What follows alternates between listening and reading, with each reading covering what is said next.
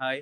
ఏపీలో ఇప్పుడు రాబోయే 3 నెలల్లో మనకి ఎలక్షన్స్ అయితే ఉన్నాయి గదా! నెక్స్ట్ ఏ ప్రభుత్వం వస్తే బావుంటుందని భావిస్తున్నారు? నెక్స్ట్ టీడీపీ వస్తది 100%. టీడీపీ, జనసేన కలిసినాయి. హ్మ్. ఇప్పుడు ఈ 2 కలిసినాయి కాబట్టి టీడీపీ 100% వస్తది. హ్మ్. సో వైసీపీ అయితే రాదు. ఓకే. జనసేనతో ఇప్పుడు అంటే టీడీపీ జనసేనతో పొత్తులు పెట్టుకుంది కాబట్టి జనసేన గ్రాఫ్ ఏమైనా పెరిగిందనుకోవచ్చా? 100% పెరిగిద్ది. ఈసారి ఎక్కువ ఎలక్షన్స్‌లో ఈసారి ఎక్కువ సీట్లొస్తాయి జనసేనకి. హ్మ్. పోయినసారి మీద కంటే బానే వస్తాయి. హ్మ్.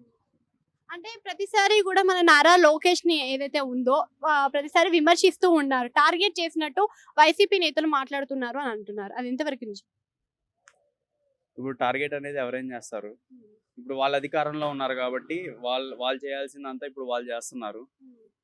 ఇప్పుడు ఎవరైనా అధికారంలో ఉంటే అంతే చేస్తారు. హ్మ్. ఇప్పుడు వాళ్ళు అధికారంలో ఉన్నారు కాబట్టి అవతల పార్టీ వాళ్ళని ట్రోల్ చేయడం గానీ, వాళ్ళని రెచ్చగొట్టడం గానీ అన్నీ వాళ్ళే చేస్తారు కాబట్టి ఇప్పుడు అట్లానే జరిగిద్ది.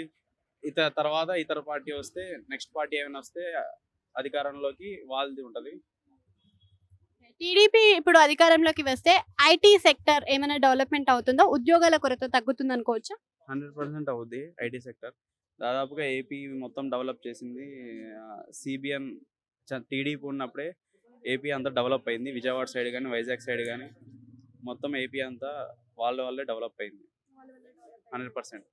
ఇప్పుడు విద్యార్థుల వలస అనేది ఉంది గదా! సో, ఆ విద్యార్థుల వలస తగ్గవచ్చా మరి టీడీపీ వస్తే? అదేం తగ్గదు. అదేం తగ్గదు.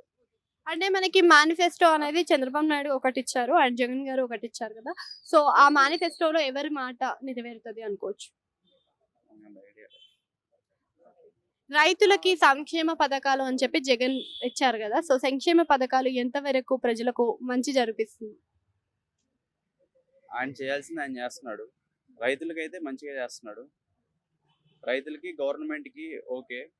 బట్ రోడ్ల విషయంలో గానీ, మిగతా వేటిల్లో గానీ ఆయనైతే ఏం చేయలేదు. ఏపీ కొద్దిగా డెవలప్ అవ్వలేదు.